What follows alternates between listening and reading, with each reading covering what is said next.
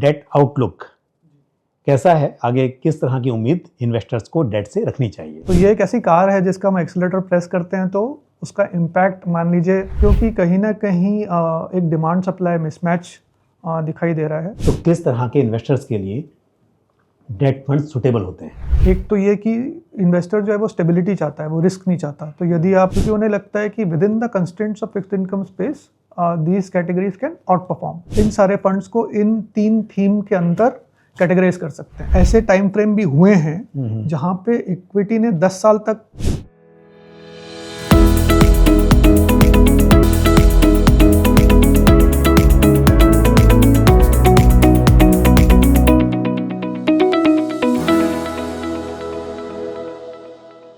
एक investment portfolio में equity और डेट दोनों ही एसेट क्लास की बेहद इंपॉर्टेंस है। और यदि डेट की बात की जाए, डेट ओरिएंटेड म्यूचुअल फंड्स की बात की जाए, तो यहाँ पर बहुत सारी कैटेगरीज हैं।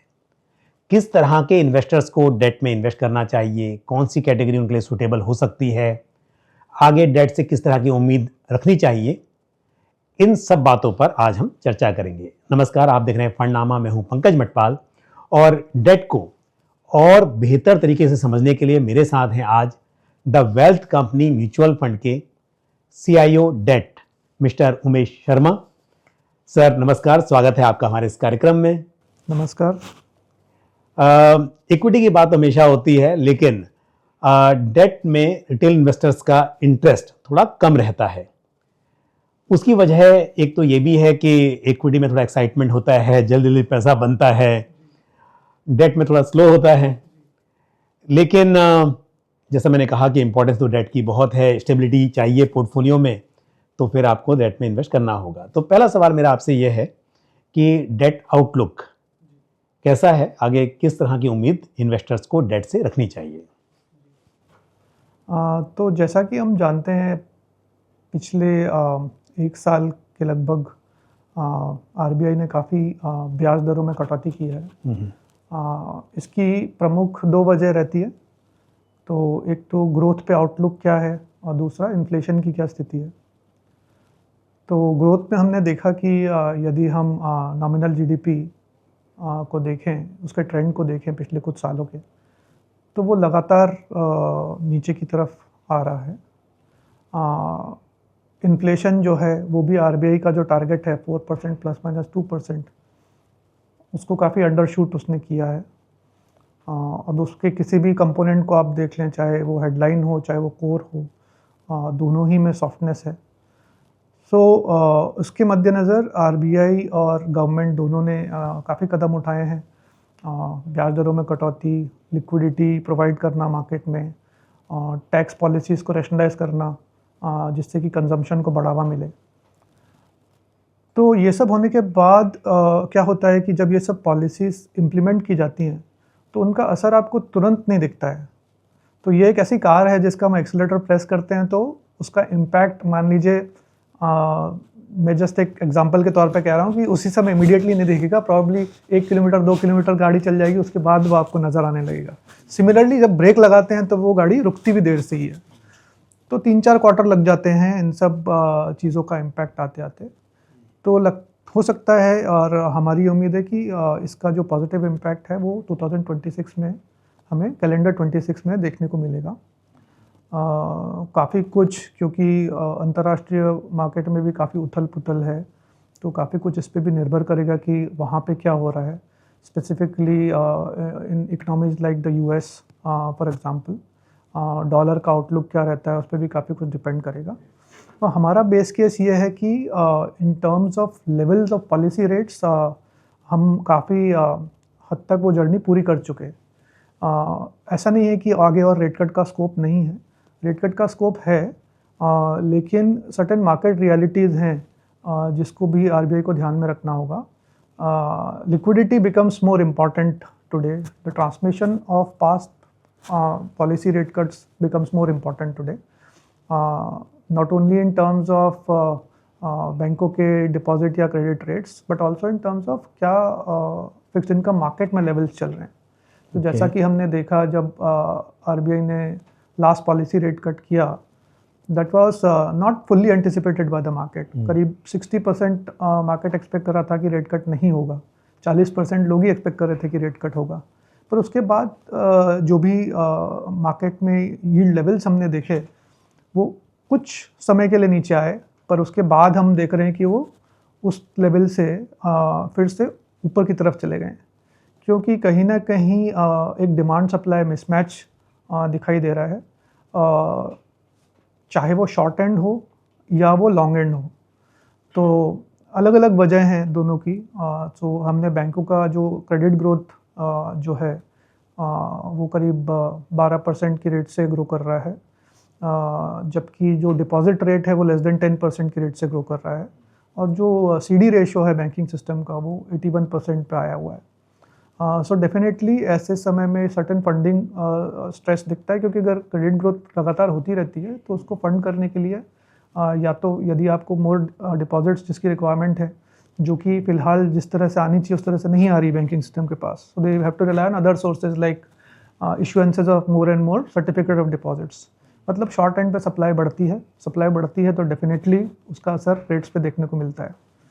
सिमिलरली लॉन्ग एंड पे भी जो स्टेट गवर्नमेंट्स की लॉन्ग ड्यूरेशन सप्लाई है वो इस साल काफ़ी ज़्यादा रही, और कुछ रेगुलेटरी चेंजेस की वजह से कुछ मार्केट लेवल ऊपर जाते हैं तो उसी की वजह से भी सर्टेन नॉक ऑन इफेक्ट्स होते हैं। उस वजह से हमने देखा कि जो डिमांड है वो सप्लाई से पेस नहीं कर पा रही थी, तो उसका असर हमको इस में देखने को मिला, और यील्ड कर्व जो है वो बेसिकली स्टीप हुआ। तो आई थिंक RBI इस बात को समझता है, और RBI ने इसके लिए भी कदम उठाए हैं। जो आप लिक्विडिटी मेजर्स देख रहे हैं, OMO परचेज जो RBI कर रही है, या जो बाय सेल स्वैप वो लोग कर रहे हैं, जिसमें कि अगेन रुपी लिक्विडिटी इन्फ्यूज होती है, so these are suppose to help the market. So हमें लगता है कि at the end of the day ये जो ऑपरेशंस है वो ज़्यादा इम्पॉर्टेंट हैं relative to any incremental rate cuts that are there, you know, that may come our way or may not come our way. Okay अच्छा, ये तो खैर बात हुई कि डेट से किस तरह की उम्मीद करनी चाहिए, RBI क्या कर सकता है। बट अब बात मानेंगे कि डेट ओरिएंटेड म्यूचुअल फंड्स में जी इंस्टीट्यूशंस ज़्यादा इन्वेस्ट करते हैं इंडिया में कंपेयर टू रिटेल इन्वेस्टर्स। जी तो किस तरह के इन्वेस्टर्स के लिए, अगर मैं बात करूँ रिटेल इन्वेस्टर्स की, तो किस तरह के इन्वेस्टर्स के लिए डेट फंड सुटेबल होते हैं? जी तो जैसा कि हम पहले भी डिस्कस कर रहे थे, हमारी समझ से जब भी कोई फिक्स्ड इनकम इन्वेस्टर आता है तो उसको दो चीज़ें ध्यान में रखनी होती हैं। एक तो आपका इन्वेस्टमेंट होराइजन, यानी कि आप कितने समय तक के लिए पैसा लगाना चाहते हैं, आपका पैसा है कितने समय तक का, और दूसरा कि आप उस पैसे से चाहते हैं, आपका गोल क्या है। तो ये दोनों चीज़ें डिटरमाइन करना बड़ा ज़रूरी है। जो काफ़ी इन्वेस्टर्स जो हैं, या ज़्यादातर इन्वेस्टर्स जो हैं, मैकेनिकली चीज़ों को करते चले जाते हैं। किसी ने कुछ रिकमेंड कर दिया तो वो कर लिया, मार्केट में जो ट्रेंड चल रहा है तो वो कर लिया, but that is not the right way. The right way is to have a goal, have an investment horizon, and then select funds accordingly. तो फिक्स्ड इनकम में हमारी समझ से तीन तरह की जो इन्वेस्टमेंट की गोल्स होती हैं वो होती हैं। एक तो ये कि इन्वेस्टर जो है वो स्टेबिलिटी चाहता है, वो रिस्क नहीं चाहता। तो यदि आप इन्वेस्ट करते हैं मान लीजिए इक्विटी में, या आप इन्वेस्ट करते हैं हाइब्रिड में, which is relatively more volatility, हालांकि the return potential is higher over a longer period of time, but if for investment horizon is shorter, तो उस वॉलेटिलिटी की वजह से आपको काफ़ी नुकसान हो सकता है। तो आप ऐसा एक एवेन्यू देखते हैं जहाँ पे रिटर्न चाहे कम मिले पर वॉलेटिलिटी जो है वो कंटेन्ड हो। तो ऐसे इन्वेस्टर्स जो हैं वो स्टेबिलिटी फोकस्ड इन्वेस्टर्स को उनको हम एज अ इन्वेस्टर कैटेगराइज करेंगे। दूसरी तरह का जो इन्वेस्टर होता है उसके पास थोड़ी ज़्यादा विजिबिलिटी है, मान लीजिए से 2 साल से लेकर 3-4 साल तक। तो ऐसे इन्वेस्टर की प्राइमरी रिक्वायरमेंट है अक्रूवल इनकम। तो वो बहुत ज़्यादा रिटर्न की अपेक्षा नहीं रख रहा है, लेकिन वो एक स्टेडी रिटर्न की अपेक्षा रख रहा है नेक्स्ट आने वाले 2-4 साल तक। तो ये अक्रूवल फोकस्ड एक इन्वेस्टर हुआ। और तीसरी तरह के इन्वेस्टर जिनको हम सोफिस्टिकेटेड इन्वेस्टर्स भी बोलते हैं, जो कि डेट मार्केट को समझते हैं, ऐसे ज़्यादातर इन्वेस्टर्स, उनकी खुद की एक व्यू होती है नॉर्मली, या ऐसे इन्वेस्टर्स जो कि they are guided by experts in the field, तो वो चाहते हैं व्यू लेना या तो ड्यूरेशन पे या तो क्रेडिट पे, क्योंकि उन्हें लगता है कि within the constraints of fixed income space these categories can out perform. और टिपिकली ऐसा होता है कि जब ड्यूरेशन आउट परफॉर्म करता है तो क्रेडिट अंडर परफॉर्म करता है, और जब क्रेडिट आउट परफॉर्म करता है तो ड्यूरेशन अंडर परफॉर्म करता है, एटलीस्ट थियोरेटिकली। तो जो एक्सपर्ट्स होते हैं वो कोशिश करते हैं इसको टाइम करने की। तो यदि आप सेबी की 16 कैटेगरीज देखें तो across the yield curve basically आपको अलग अलग पोजीशन पे फंड्स मिल जाएंगे, बट ब्रॉडली आप इन सारे फंड्स को इन 3 थीम के अंदर कैटेगराइज कर सकते हैं। फॉर एग्जांपल यदि मैं स्टेबिलिटी फोकस की बात करूं, यदि कोई इन्वेस्टर चूज़ कर रहा है मान लीजिए लिक्विड फंड या ओवरनाइट फंड या मनी मार्केट फंड या अल्ट्रा शॉर्ट फंड या लो ड्यूरेशन फंड, तो उसका इन्वेस्टमेंट होराइजन ज़्यादा लंबा नहीं है, 1 साल तक का ही है, तो मतलब वो स्टेबिलिटी चाहता है। तो यदि ऐसा फंड है तो उस फंड का फोकस प्राइमरीली लिक्विडिटी, स्टेबिलिटी और रिटर्न इस ऑर्डर में होना चाहिए। ठीक है। फिर यदि आपका अक्रूवल फोकस्ड इन्वेस्टर है, उसका इन्वेस्टमेंट होराइजन ज़्यादा है, तो आपका शॉर्ट ड्यूरेशन फंड हो गया या कॉर्पोरेट बॉन्ड फंड हो गया, इस तरह के फंड उन इन्वेस्टर्स को, या depending on the rate outlook floating rate fund हो गया, तो इस तरह के इन्वेस्टर जो हैं उन फंड्स में जा सकते हैं जो कि अक्रूवल पे फोकस करना चाहते हैं। तो अगेन ये फंड थोड़ा बहुत ड्यूरेशन रिस्क उनको लेना पड़ेगा, क्योंकि वो शॉर्ट मैच्योरिटी रखेंगे तो विजिबिलिटी ऑफ रिटर्न्स नहीं रहेगा, और यदि बहुत ज़्यादा लंबी मैच्योरिटी रखेंगे तो वॉलेटिलिटी की वजह से आपका स्टेबल अक्रूवल्स नहीं हो पाएंगे। तो ये एक स्वीट स्पॉट है जहाँ पे यदि थोड़ा बहुत इंटरेस्ट रेट्स ऊपर नीचे होते भी हैं तो over a period of time वो अक्रूवल्स उसको मेकअप कर लेते हैं, और इन्वेस्टर्स को एक विजिबिलिटी मिल जाती है कि इतने टाइम फ्रेम में हम ABC रिटर्न ले सकेंगे। अगेन यहाँ पे अजम्पशन ये है कि credit risk will be very very minimal और not there in the portfolio.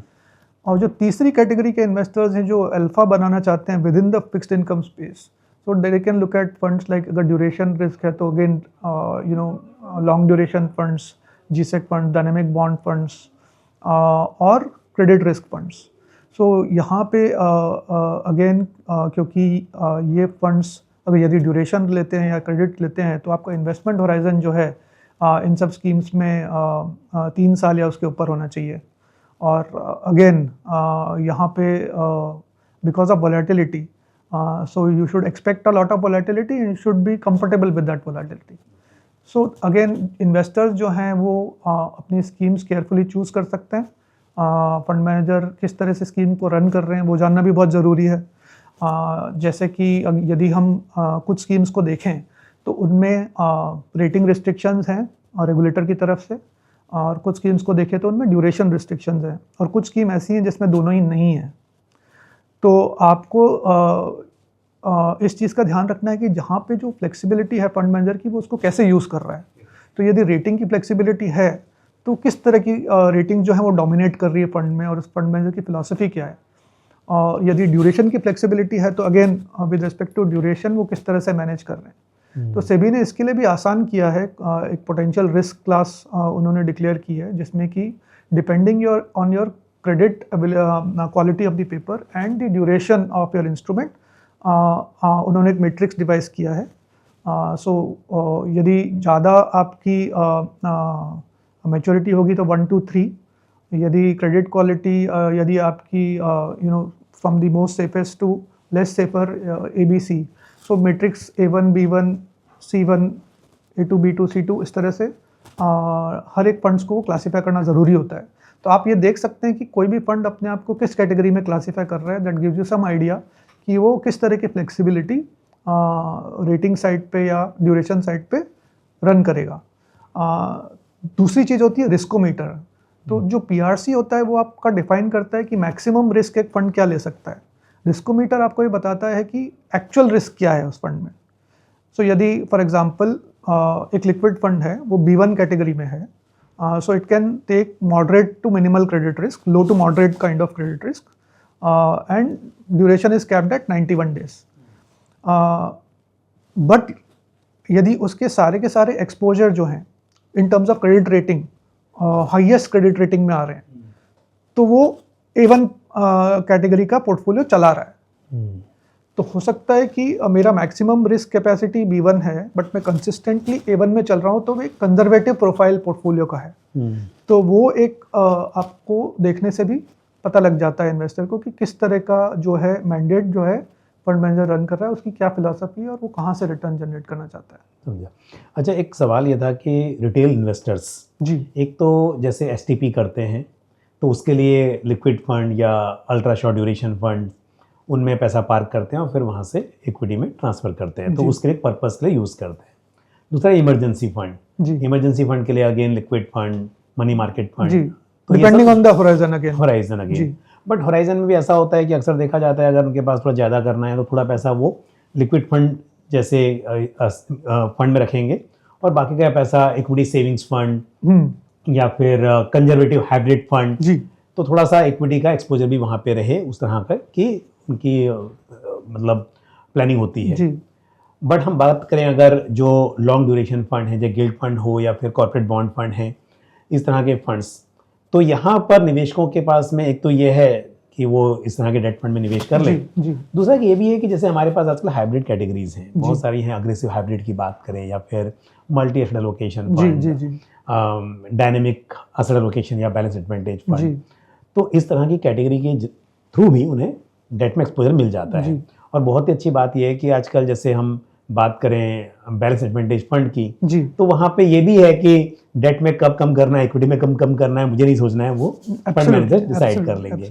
तो फिर इन्वेस्टर्स को ऐसे में क्या डायरेक्ट डेट फंड्स में इन्वेस्ट करना चाहिए अदर देन दैट पर्पज जो हमने बात की थी कि STP के लिए रखना है, वो तो अलग मकसद हो गया, या फिर हम बात कर रहे थे इमरजेंसी फंड की, लेकिन एक पोर्टफोलियो में असेट एलोकेशन के हिसाब से जो डेट में पैसा इन्वेस्ट करना है, क्या वो अलग से डेट फंड्स रखें, कॉर्पोरेट बॉन्ड फंड्स या banking and PSU debt fund, इस तरह के फंड्स को रखें, या फिर आपको ऐसा लगता है कि हाइब्रिड फंड्स के थ्रू भी एक्सपोजर लिया जा सकता है, वो सही रहेगा? देखिए, यदि आपका अगेन इन्वेस्टमेंट होराइजन 1 साल या उससे कम है, तो मैं रिकमेंड नहीं करूँगा हाइब्रिड में या किसी और तरह के प्रोडक्ट में जाने के लिए। तो प्योर फिक्स्ड इनकम ही अच्छा है। यदि आपका इन्वेस्टमेंट होराइजन 2-3 साल या उससे ऊपर है, तो फिर आप ये सब फंड एक्सप्लोर कर सकते हैं, because in the short run market volatility की वजह से प्रॉब्लम्स हो सकती हैं। तो हालांकि BAF का कॉन्सेप्ट यही है कि वो डायनेमिकली एडजस्ट करता है विद इन द मार्केट। या मल्टी एसेट का मेन कोर प्रिंसिपल है कि वो जिन एसेट कैटेगरीज का कोरिलेशन आपस में कम है, उन्हीं कैटेगरीज में इन्वेस्ट करता है। बट ऐसा हो सकता है कि थोड़े समय के लिए वो जो एंटी कोरिलेशन जिसको बोलते हैं, वो ब्रेक डाउन हो जाए और वो साथ में मूव करें। So over a longer period of time that will even out, but shorter period of time में वो वोलेटिलिटी क्रिएट कर सकते हैं। बट हाँ, मतलब ये एक अच्छे ऑप्शंस हैं, और डेफिनेटली आपका जो फिक्स्ड इनकम का एलोकेशन है, क्योंकि आपको अपना ओवरऑल आपके पास मान लीजिए 1 रुपया है, तो उसमें से कितना आपने डायरेक्ट इक्विटी में डाला हुआ है या लार्ज कैप में या मिड कैप में, और कितना आपने इनडायरेक्टली इन्वेस्ट किया हुआ है through hybrid portion, that matters. So जो भी इन्वेस्टर है उसको एक होलिस्टिक व्यू लेके चलना चाहिए। बट देन अगेन कुछ स्पेसिफिक गोल बेस्ड अगर आपकी स्ट्रेटजीज हैं, so then fixed income is the best product. But अगर हम 1 साल की बात करें, आपने कहा कि 1 साल का होराइजन है, तो वैसे में तो आप मतलब हाइब्रिड में इन्वेस्ट नहीं करेंगे, आई एग्री कि वैसे में एक आपका डेट फंड ही सुटेबल रहेगा। बट फिर भी वहाँ पर भी बात करें तो गिल्ड फंड या फिर लॉन्ग ड्यूरेशन फंड शायद सुटेबल नहीं होंगे 1 ईयर के लिए। अगेन आपको वहाँ पर मनी मार्केट फंड या फिर लो ड्यूरेशन में इन्वेस्ट करना होगा। तो फिर बात तो वही आती है कि हम जब बात कर रहे हैं इस तरह की, और स्पेशली क्रेडिट रिस्क फंड की बात की जाए, है ना, या फिर वो क्रेडिट साइड में हो गया कि रिस्क है, बट अगर हम लॉन्ग ड्यूरेशन की बात करें तो गिल्ड फंड या फिर long duration banking and PSU date funds, इस तरह की बात हो, तो इनके लिए कहाँ स्कोप बचता है? क्योंकि मैं यही देख रहा हूँ कि अगर इन्वेस्टर्स को गाइड करना है, इन्वेस्टर्स चाहते हैं वो इन्वेस्ट करें, तो इमरजेंसी फंड अपनी जगह पे, उसके लिए हमने बात कर ली, बट बाकी जो फंड्स हैं उसका अभी इन्वेस्टर्स से क्योंकि मेरी बात होती है, वो यही बोलते हैं अधिकतर कि उसमें अलग करने के बजाय हम अपना हाइब्रिड के जरिए एक्सपोजर ले रहे हैं। तो कोई और कारण हो सकते हैं आपके हिसाब से जहां पर इन्वेस्टर्स को डेट फंड्स में, जिन कैटेगरी में बात कर रहा हूँ, वहां पर इन्वेस्ट करना चाहिए? देखिए, तो जहाँ तक मेरी समझ में आपका प्रश्न है, आप ये पूछ रहे हैं कि यदि लॉन्गर होराइजन आपका प्रोडक्ट है, डेट में करना है, तो इक्विटी में क्यों ना करें और फिक्स इनकम में क्यों करें। तो ये एसेट एलोकेशन की बात है। ऐसे टाइम फ्रेम भी हुए हैं जहाँ पे इक्विटी ने 10 साल तक कुछ रिटर्न नहीं दिया, तब डेट की याद आती तो मैं है। पॉइंट टू पॉइंट आपको पीरियड बता सकता हूँ, बिल्कुल है ना। ऐसा रहा है, बिल्कुल आप सही कह रहे हैं। इक्विटी ने मतलब एक पूरे 10 साल के टाइम फ्रेम में डेट को अंडर परफॉर्म किया है, ऐसे भी पीरियड्स रहे हैं। ओके, तो दैट टेल्स यू कि डिवर्सिफिकेशन हेल्प्स। ठीक है। तो इसके लिए मतलब अपनी इम्पोर्टेंस है। वैसे देखा जाए तो हमारे इंडिया में ट्रेडिशनल प्रोडक्ट्स में, चाहे स्मॉल सेविंग स्कीम की बात हो या फिक्स डिपॉजिट की बात हो, तो यहाँ पर तो लॉन्ग टर्म के लिए इन्वेस्ट करते हैं इन्वेस्टर्स, 5 साल की जी। एफडी करते हैं। जी बट जब डेट की बात आती है तो मन में यही आता है कि डेट बहुत शॉर्ट टर्म के लिए है, लॉन्ग टर्म के लिए डेट में इन्वेस्ट नहीं करना भी है थोड़ा तो हाइब्रिड के थ्रू करना चाहिए, ऐसा इन्वेस्टर्स अक्सर करते हैं। लेकिन आप कह रहे हैं कि अलग से भी इस तरह के फंड्स में जी, उन्हें बिल्कुल। एलोकेशन रखना चाहिए। तो मैं एक बात पूछता हूँ आपसे, क्या इन्वेस्टर्स को डेट फंड्स में एसआईपी करनी चाहिए? जी, मेरा मानना है कि बिल्कुल करनी चाहिए। और जिस तरह आप इक्विटी में एसआईपी करते हैं और लंबे टाइम होराइजन के हिसाब से करते हैं, डेट में भी आपको उसी तरह से आप एसआईपी कर सकते जैसे हैं। आप बिल्कुल। आरडी करते हैं तो उस जी तरह हाँ, से बिल्कुल। एसआईपी हो सकती है यहाँ बिल्कुल पर भी। बिल्कुल करना चाहिए।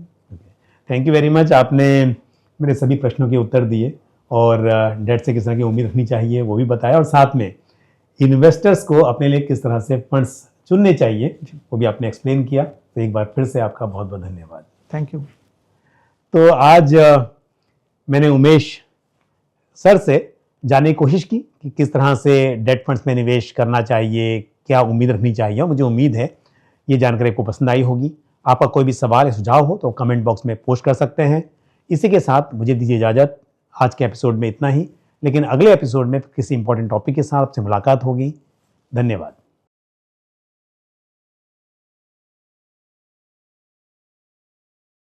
म्यूचुअल फंड निवेश बाजार के जोखिमों के अधीन है। योजना से जुड़े सभी दस्तावेजों को ध्यान से पढ़ें।